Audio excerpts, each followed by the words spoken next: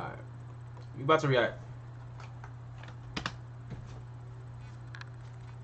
When Gohan was initially called upon to defeat Cell, there was much speculation he would take the reins from his father as the lead protagonist of the series. Though we know now this not to be the case. What if it was neither he or Goku to take the primary focus moving forward? What if someone else, albeit familiar to us today, were given a much more prominent role than they currently play? As the young Super Saiyan 2 falls to his knees in defeat, having let his own hubris get the better of him, Goku steps up to teleport Cell off the planet before he can unleash his Earth-destroying kamikaze attack. With his final words, he glances back at his son to smile he's proud of him.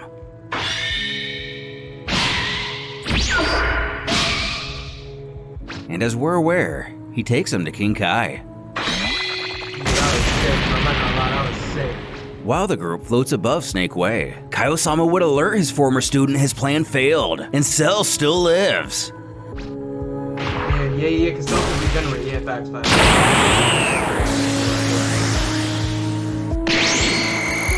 First cutting down Trunks.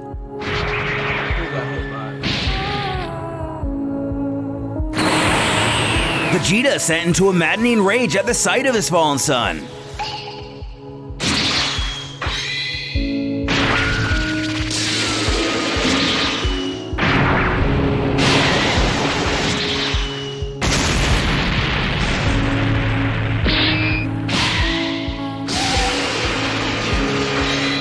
Gohan calls for the others to protect themselves from his furious onslaught.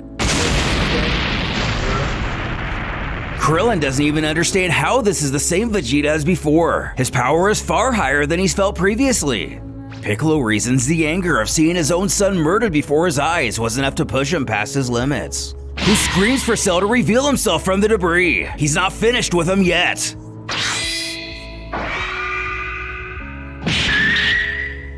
Who is that Dragon Ball? Although surpassing his limits, it's still not near enough for this enemy. In deciding this beating was too little, the villain scowls. As usual, you're so pitiful you can't even honor the memory of your tragically deceased son.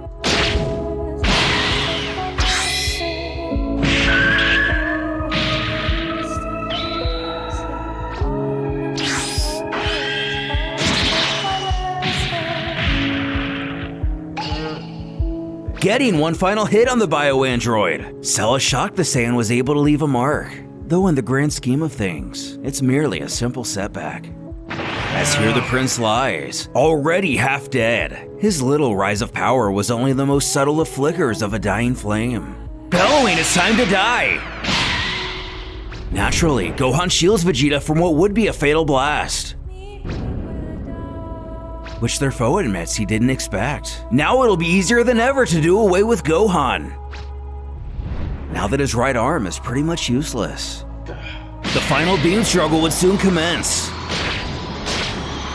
From Otherworld via King Kai, Goku encourages his son he still has much energy left within him, and he must unleash all of his strength. But the boy is at the end of his rope. His body is suffering too much. He apologizes to his dad. Cell is too strong and he can't keep up anymore. Vegeta can sense the same. The power difference between he and Cell is too great. This is the end. Piccolo shouts for Gohan not to give up, but Cell is set on finishing this here and now.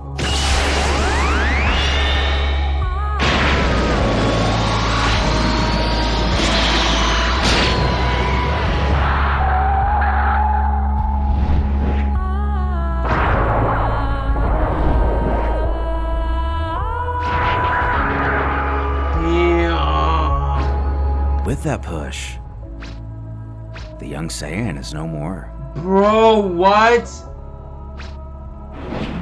Because it was supposed to be the father's son Kamehameha, Goku pleads bro. for the forgiveness of his friends and family. This is all his fault. Yeah. Damn. His victory all but assured. The villain cackles, the final hope of Earth has gone up in smoke. The end is near for these remaining vermin. Even though he used a lot of energy against Son Gohan, they still don't stand a chance in his wake. He will annihilate them all.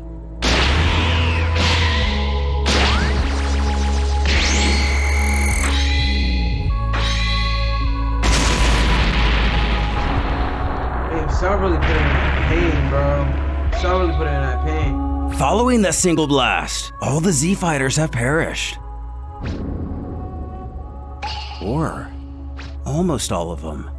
Cell is amazed to see Krillin of all warriors is still breathing. Quite the feat for such a fragile being. But now it's time for him to join his comrades.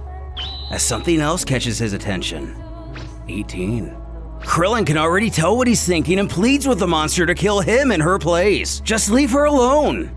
He mutters that Son Goku is dead, and he himself has reached his perfect form. This android has no further purpose of existing. Screaming for Cell to stop!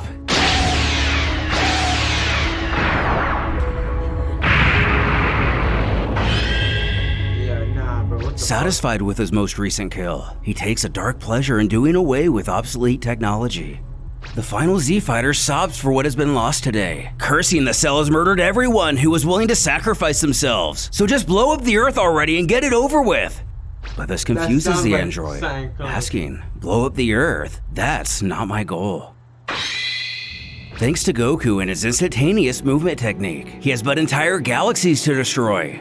So with that, he'll be leaving the Earth, though not before completely devastating it and its people. As for Krillin, to lower himself to such a level would be an insult to his perfection. He will allow him to continue living his miserable existence in fear and shame, not losing his resolve completely. Krillin warns he will pay for this. With a wave, he promises they'll meet again soon. King Yema's office, at the Earth check-in station. Goku is seen pleading with Enma about something. Who beckons if the Saiyan can see he's busy? This Cell figure just decimated half the population of Earth, and now he's the one stuck with the consequences. The answer is no. Even though he died defending the Earth, the sheer number of bad things he's done prevents him from going to heaven or retaining his body. Though seeming to have some sort of revelation, he does feel the death of his young son changes things a bit. It would be a lot of work to find him a suitable mentor. He resolves to accept Goku's proposition, but at the first offense, he goes straight to hell. Our happy-go-lucky hero gleefully thanks the ethereal judge for his decision, as he spouts, "See, Vegeta? I told you!" Though even in the afterlife, the prince laments his rival still has to find ways to humiliate him, and he will pay for this. As it becomes evident, Cell may have had some foresight on his own future had he let poor little Trunks here come to age. However, Dende and Popo remain safe high on the lookout. Whether an oversight or not, the gang still have the Dragon Balls. Just as they're about to summon Shenron, Goku hollers for him to wait. He has to talk to him first. They're all in Otherworld with King Kai, and he thinks it would be wiser to let things flow naturally and accept their defeat against Cell. He would have loved to fight him again, but Kaio-sama is right. After all, Trunks came from the future to warn them about the androids. After that came an even bigger threat. It's not an easy call to make, but they're all gonna stay here. While Krillin is wearily in disbelief, Bulma screams at him if he's kidding. They can't leave him like this. Her baby boy and parents all died when Cell blew up West City.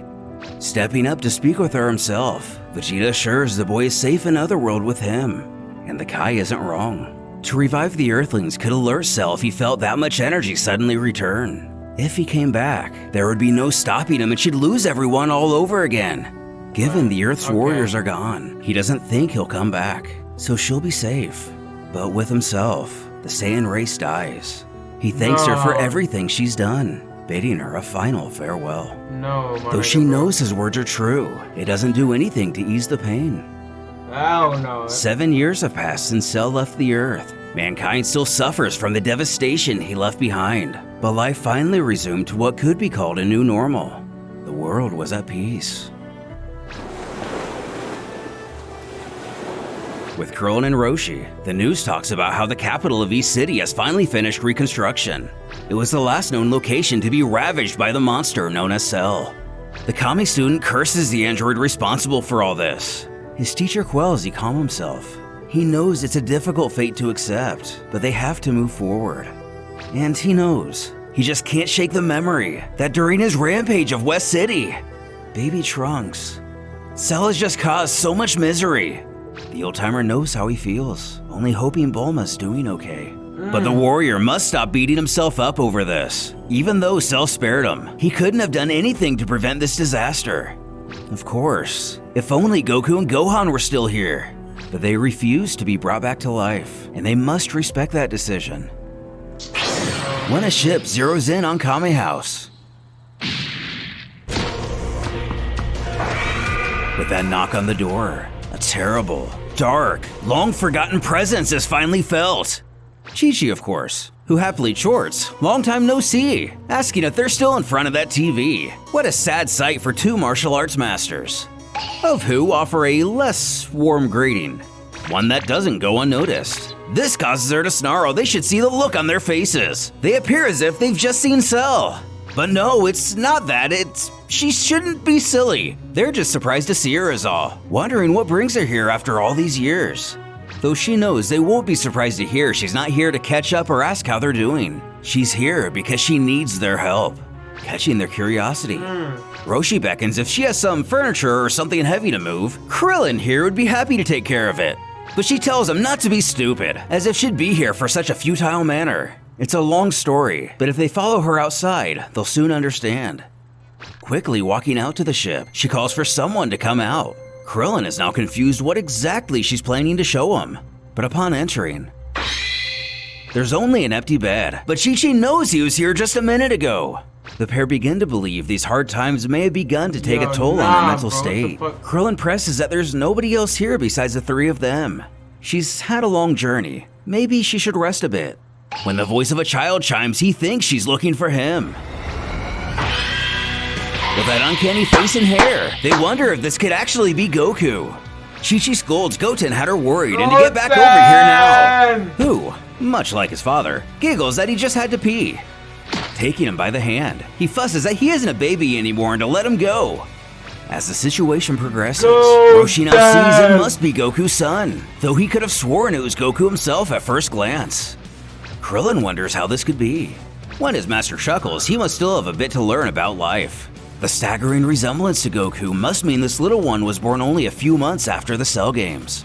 Introducing what appears to be a much less coy Goten, his mother urges he introduce himself properly to his dad's friends, who eagerly states, "Hi, I'm Goten. I'm 6.5 years old and I love fighting and video games. Nice to meet you." The others return his greeting, pointing out how much he looks like his dad. Chi-Chi admits that sometimes it feels like she's looking at Goku in his youth. The hermit now sees the reason for her visit, though can't help but ask what caused her to wait all these years. Which should be obvious to the both of them. Neither one of them are good role models. They would have shown the same bad influences as they did on Gohan. But she didn't merely bring Goten here for them to finally meet. She wants them to train him. With the vast majority of Z-Fighters gone for good, arguably the most over- Bro, Chi-Chi is finally putting in some level of pain, bro. She's finally fucking letting her kids fight, bro. This is written by somebody else, and now Chi-Chi's allowing people to fight, bro. That shit pisses me off, bro. The fact that she was gatekeeping Gohan, bro. She was gatekeeping Gohan, bro. She was fucking gatekeeping Goten, bro. Overlook character, bro. With the vast majority. The hermit now sees the reason for her visit, though can't help but ask what caused her to wait all these years. Which should be obvious to the both of them. Neither one of them are good role models. They would have shown the same bad influences as they did on Gohan. But she didn't merely bring Goten here for them to finally meet. She wants them to train him. With the vast majority of Z-Fighters gone for good, arguably the most overlooked character in all of Dragon Ball, maybe Earth's most promising hope. Look, what do I think about the what if scenario? You feel me? Bro, I genuinely think, bro, nigga, the way he's presented, bro, is perfect, bro. It's perfect. The way that it's coming across, bro, having Goten take charge, bro, because he is deadass overlooked, bro. The only reason why Goten is known is because of that fusion with Trunks, bro. So keep, like, if we being for real, bro, Goten is irrelevant, bro. Goten is irrelevant, bro. They need, like, at least, bro, Super, okay, how do I, bro? Super Season 2, bro, they gotta do something with Goten, bro. They have to do something with Trunks, bro. Split them, bro. And have them train, fights, do whatever the fuck they need to do, bro. And then, bro, worst case scenario fusion, bro. But, like, I like how it's going so far. How Goten's gonna be the main protagonist, bro. And I feel like it's gonna be tough. You know what I'm saying? Goten is tough, bro. Goten is tough. Hold on, my fault. This shit look weird. Let me do that. Let me do that. That's straight. Yeah, so, like, it's tough. Keep it up. Last